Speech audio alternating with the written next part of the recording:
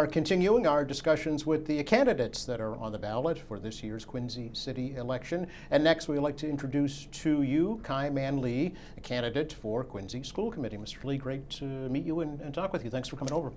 Thank you, Joe. Thank you for having me. Yeah, it's a pleasure. It's going to be an interesting election year here in the city for sure. It is. 3 seats open on the school committee on the ballot. Yep. And you have thrown your name into the ring. I have. Yeah, tell me a little bit about that thought process and why that is important to you. Yeah, so I joined the PTO at Southwest about 2 years ago.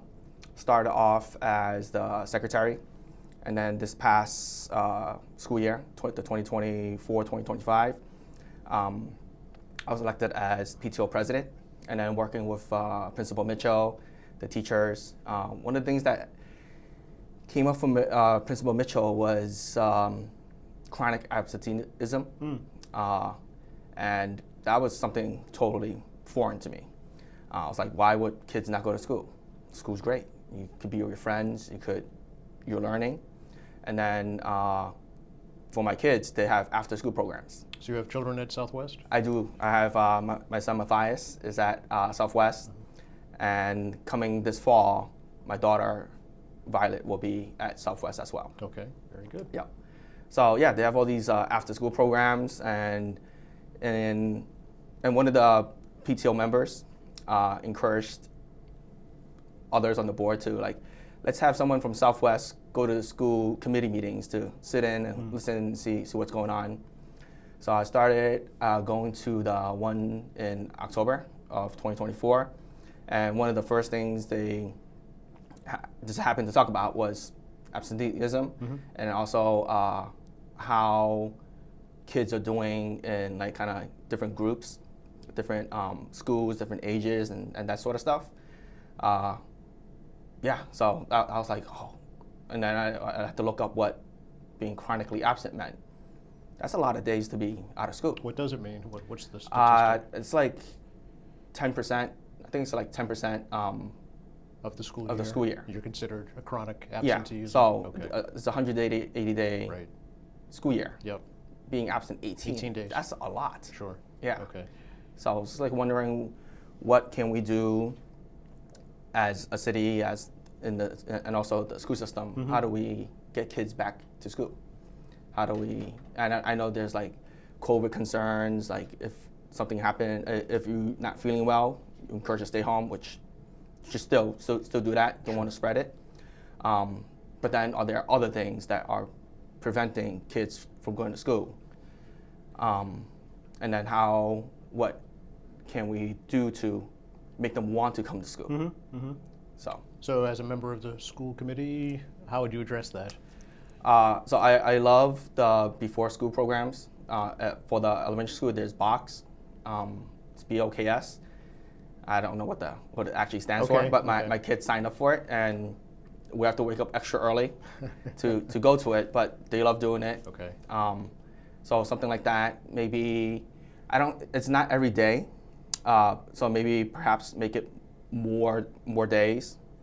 And I don't know I know a lot of my daughter's friends are in it, and my son was in it. A lot of his friends were in it, but is there enough capacity for everyone in the school that wants to go?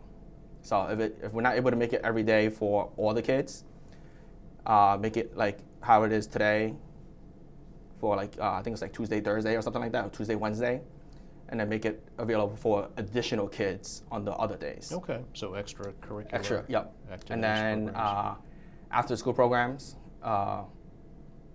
there's also that. There's a whole menu of things that your kids can sign up for, our kids can sign up for, and I think having the after school program is great too. Okay, so let's take a little step back. Yeah. We dive right into issues, but let's learn a little bit about yourself first of all, Mr. Lee. Yep. So I moved here.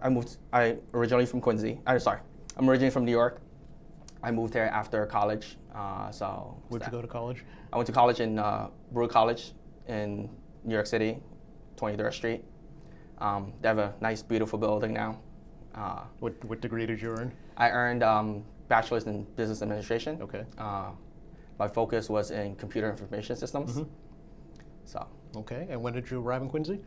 I arrived in Quincy shortly after graduating. I moved here, I want to say like August or September of, I want to say 2023. Okay. We actually left New York. My dad drove me from New York up here. I think it was in the middle of a blackout. I just started. Is Yeah. that right? Yeah. I had my little goldfish in the cooler. We went all the way. We left New York and then the lights were back on. I see. So. And that was- what drew you here?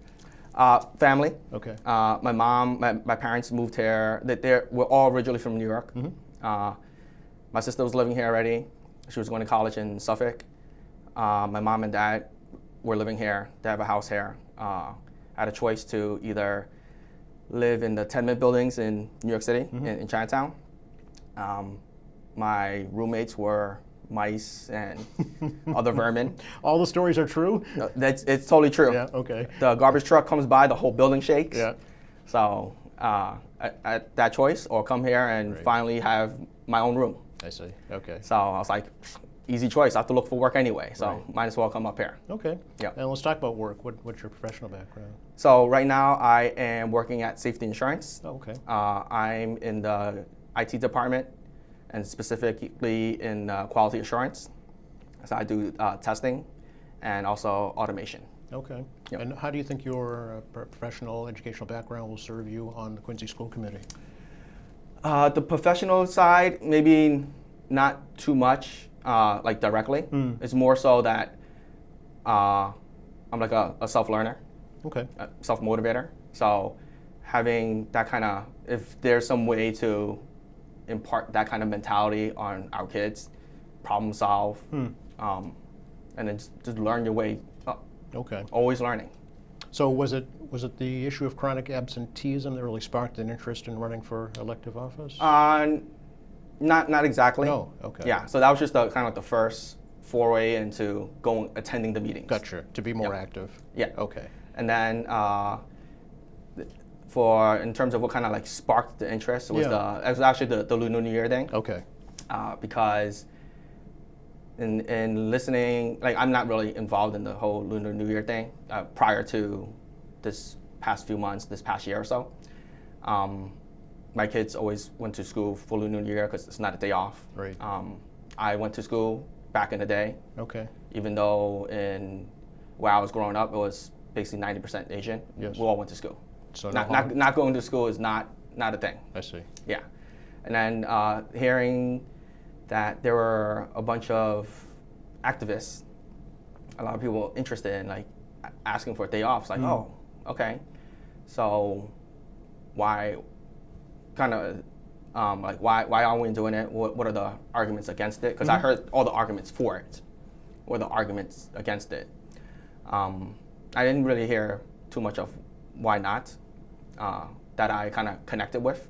Okay. So when it was time this year again, and prior to that, there were people sharing numbers like, oh, half the schools are empty. I'm like, I don't know. My kids went to school. I think the school seemed pretty populated. And then this year, numbers were shared. I don't know if numbers were shared prior years, but this year was shared. And then North Quincy High, over half of the students were absent. And then just thinking like, kind of going back to COVID. Right. And also in the office these days, more than half of people aren't there. You don't really have office. It's not like you're learning remotely. People aren't there. If your business has half the customers that had or expecting, you're not gonna have a good day. Same thing if you're working and half of your coworkers aren't there, you can't service your customers, you can't do what you're supposed to be doing effectively. Right. So it is, as you know, it's an excused absence right, Yes. right now. So why is that not good enough? Why does it need to be a holiday? Good question. I don't know if it 100% needs to be a holiday, but I think we need to have that conversation of why not then? Okay. Like as I mentioned, like I heard all the reasons for it.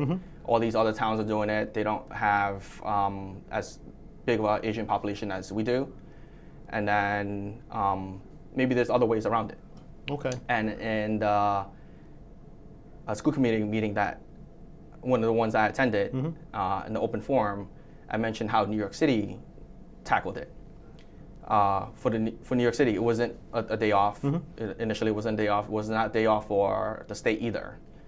What they did was, hey, let's combine 2 half days and have it as a day off. Oh, the teacher professional Yeah. development days you're talking Yeah. about? Okay. Yeah. Okay. So then that doesn't really affect the schedule all that much.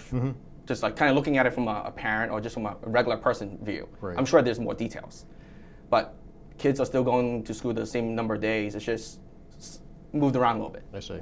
So is Lunar New Year important in your family? Oh, yes, It yes, is. yes, yes. We celebrate. We have food that we only have kind of that day / that week of the year. So, and we always look forward to it. Okay. So that was the spark.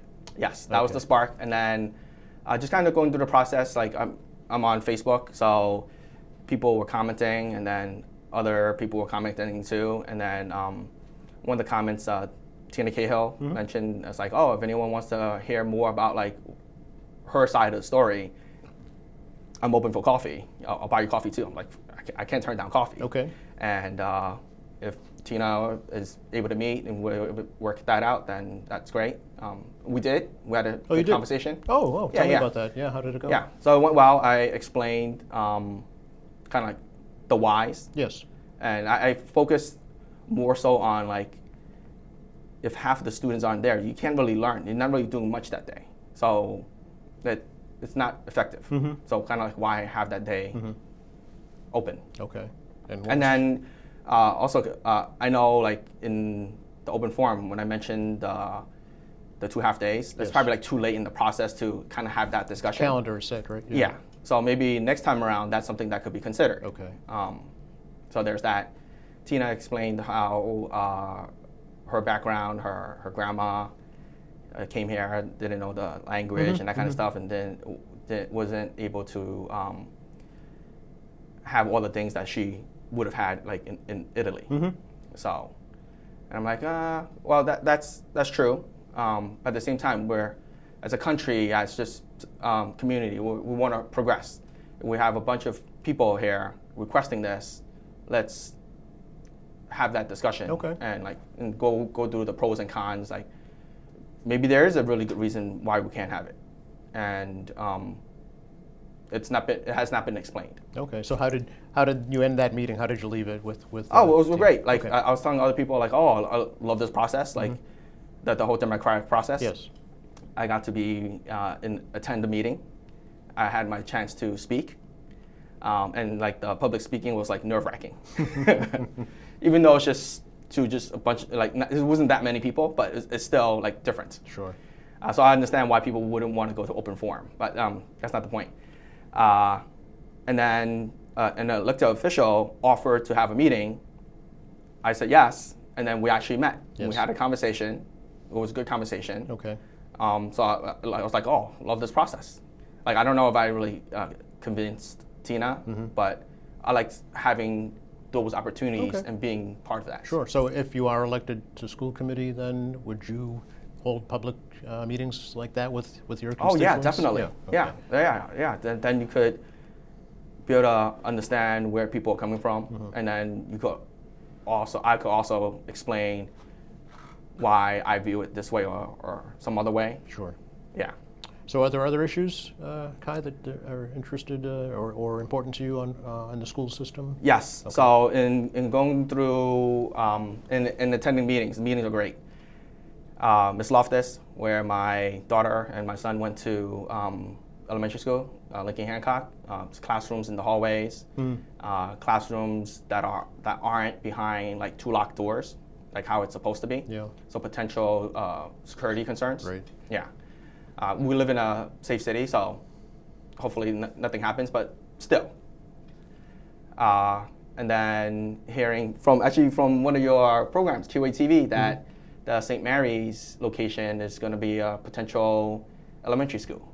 So that sparked my interest. So, and then Ms. Loftus and Dr. Perkins mentioned in one of the meetings that they want to convert, that one of the proposals is for Della Chiesa to be converted to preschool Right. and elementary school. So I was like, that sounds like a good idea because school's packed. and we need space. Okay. Having kids in classes and hallways is not good. So class sizes is an issue for Class you? sizes, Okay. not just class sizes at like I think my kids are like 20 something for elementary school. Class sizes is where it's supposed to be. Okay. So I like that, but I don't want more kids in school. It's hard for more kids in each classroom. Yes. Because it'll be hard for the teachers to adequately work with each student. Sure. And then also having classrooms and hallways isn't exactly conducive either. As you know, the MCAS graduation requirement in Massachusetts has now been eliminated Yes. as per the voters last year. How do you feel about standardized testing kind of in general? Do you think there needs to be some type of assessment for kids to graduate? Yes, I think there should be something so that there's a standard across the board, however wide that board might be. I remember having to do standardized testing when I was in school. So, and then that's also something for colleges and other places to evaluate from. Because you might do good in your classes, this class or that class, but then as an overall baseline, how are you doing comparatively to other people? And especially other school districts, other schools. Because you could be doing well in like all your classes. Someone else might not be doing as well, but maybe in that school or that system, whatever, it's a little more rigorous. So their grades don't necessarily reflect how well they're doing in general. Sure. So I don't want to say that standardized testing is the end all be all, but it's one component in it. Okay. Did you support eliminating it? I don't think I did. No. Okay. So you do think there's some value to it? Yeah. Sure. It'll be replaced with something, as you mentioned, some kind of standardized. Do you think it needs to be a statewide standard or a citywide standard? Definitely citywide, Okay. and I understand and also from attending the meetings. Yes. Dr. Perkins is working with, I think, nearby districts to kind of work on what should we all standardize, at least amongst this group. Sure. And then maybe from that group, it kind of expands back out. Okay. Yeah. Curriculum-wise, Kai, how do you think the Quincy schools are doing? Do you see any glaring needs? Do you see any additions that need to happen? Any cuts that need to happen? No, probably not in terms of cuts. Both of my kids were able to get into the REACH program, so I would like to see that expanded. What is the REACH? For folks that don't know, what is the REACH? The program? REACH is for, I think it's like 4th and 5th graders. They get to go to kind of like, not an extra class, but like a slightly different class where they do other collaborative projects and learn things that are a little bit different. Gotcha. So for example, my son, he did a diorama. That was one of them. It looked really cool. I was like, oh wow. I don't I'm remember. glad to hear kids still do those. Yeah, exactly. I was Okay. like, I don't remember. I don't think I did that in elementary school. I didn't do it until like middle school. And then he also was part of this stock market thing where I think they learned about some stock stuff, and then they picked a stock, and then they tracked every week. I think they meet only once a week. Excuse me.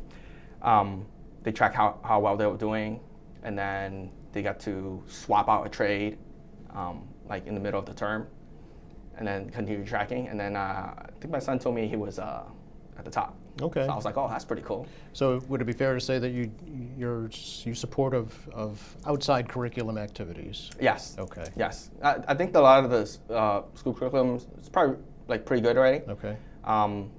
My kids enjoy learning, and then talking to the teachers and other staff, they really care about the kids. So like all that stuff is there. Okay. It's also learning not just what you're quote unquote supposed to be learning. It's like some of these things that are outside. Like growing up, like I didn't know really anything about stocks until like a lot later. Having that exposure helps spark ideas. Like, oh, Sure. what about this? What about that kind Okay. of thing? Yeah. Something that's inevitably going to be faced by public schools across the country and the world eventually is artificial intelligence. Do you have concerns about that? Do you have thoughts about that and how it might impact public schools? Yes. So in scouting there's a term called ages and stages. Ages and stages. Yeah. Okay. So there's a certain age where you would learn and do certain things, and then you kind of like graduate up. So AI may be something more for like the high school level. Okay. Like learning how to use it, what it's about. Well, maybe you could learn what it's about like at a younger age, middle school / lower high school. But then doing stuff with it maybe for juniors and seniors in high school. Okay. Yeah. So AI is here. Technology is all around us. When back in the day, it might be something else. Today is AI. So you got to learn it. You got to embrace it, and make the best of it. So you think there is a place for it? Yes. In public education? Yes. Okay. Yeah. Do you think it needs to be regulated or controlled in some way in the schools? We should set aside. We should set up guidelines on how to use it, what it should be used for, what it shouldn't be used for. Right. Like a hammer is a tool. You can use it for good, build a house. You can use it for bad stuff, vandalism. So you gotta. It tool itself doesn't do anything. It's how you use it. Okay. We've got to teach our kids how best to use it. Sure. To get on the ballot, you had to go out, collect signatures. I did. Right? Knock on doors. Yes, Yeah. yes. What was that experience like? What were folks telling you about their concerns about the school system? Yep. So one of the people I talked to, and I didn't even know it was like a whole thing, is we don't have. I don't know the exact term, but like a qualified librarian at our elementary schools. We do at our high schools, and I want to say probably all of our middle schools, maybe except for one or two. So I didn't know that was like a whole thing. And then the librarian isn't just someone that, oh, hey, you want to get a book? I'll check you out kind of thing. They teach a lot of other things. And then sort of going with the AI thing, I just like technology, how to use a computer, how to search up stuff. I may be dating myself, but like I remember back in the day we had to go to the card catalog. The card catalog, exactly, to find. Now I'm dating myself. Yeah. And then a little later on, they had the computers to kind of look it up, but then you still got to have the number and then like go and to the different shelves. You're pointing to the public library here, yes. So there's that, but then like now, maybe not be searching for books, you search for topics and that kind of stuff, and maybe so elementary schools in Quincy don't have somebody at that level? Correct. Okay. They have maybe a para or a teacher that Yes. kind of got converted to being the library teacher. I see. That's my understanding. Okay. So maybe that's something that we need to prioritize. Okay. We have to take a look at it. Like Okay. the budget isn't infinite. It's finite. So we got to prioritize where we see the most bang for the buck is, and then kind of go from there. How do you feel the buildings themselves, school buildings themselves are, Mr. Lee, here in Quincy? The buildings, Southwest is beautiful. That's brand new, right? That's where I'm the PTO president. Sure. Lincoln, a little bit older. I hear that the lunchroom is going to be revamped a bit, so that's good. My son went to Squantum when we lived in North Quincy. He went there till first grade. My son's there. Yes. Moral support. Yeah. Yeah. And it was old school. Yes. There used to be this book back in the day. It was like I think it was Wayside Story or something like that, where the school was built horizontal, but then it got built tall. So Squantum's opposite. It's like just all like one floor, but then it seems like there was buildings attached to buildings, so I'm glad there's. So you support the new Squantum school? Yeah. Okay. Yeah. Sure. Yeah. We need to modernize our buildings.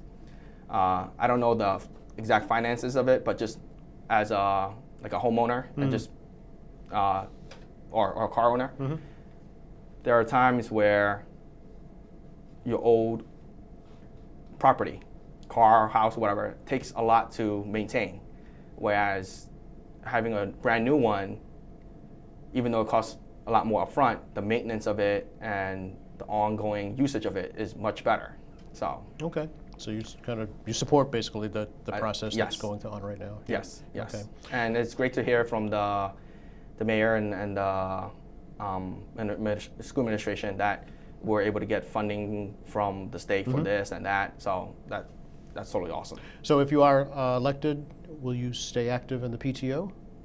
I gotta see what I guess the rules are. Okay. So for this upcoming school year, I'm no longer the president. I'm going to be the VP. So if I need to step down from kind of having a title, I'm fine with that. But I would still love to help out. I think they'll want me to continue helping out. So I plan on doing that. Okay. How do you feel communication is, Kai, between school committee and parents like yourself or the public in general? Other areas for improvement there? Yeah, so if I did not attend the school committee meetings, Right. if I am not running, I would have no idea what the school committee does and what decisions are, or what issues are in front of them, and then what decisions are being made. So I think there definitely is opportunity on that end of the communication. Yeah. Do you have thoughts on how you envision that happening, improving? I like the Lauren Owens newsletters The that she sends updates? out every week. Maybe a link or something in there that helps summarize what's going on at the school committee level, and then potentially boiling it down, like what does that mean to you as a parent? Okay. Yeah. So what does the rest of the campaign look like for you for the rest of the year? Yeah. Oh, so one thing I didn't mention was Yeah. I'm also the Cup Master of Pac 42. Oh, okay. So scouting season is over now. Yes. So now I have a lot more time to devote to the campaign. Okay. Yeah. All right. So it's going out there, saying hi to people, letting them know my background, how I'm a leader in the PTO, in scouting, and then how I'm able to potentially help them after listening to their concerns and that sort of Sure. stuff. Anything else you'd like to share right now with folks about you or your campaign? Yeah, so I have a website, Yep. KaiManLee.com. Okay. I think I also have Kylie for Quincy.com. Okay. So check me out there. Follow me on Facebook, Kylie for School Committee. Okay. And I look forward to meeting all of you. Great. Well, thanks for stopping by and chatting with us. We appreciate it. Thank you. Oh, you're very welcome. Thanks for watching us here at AM Quincy. I'm Joe Catalano. We'll see you next time.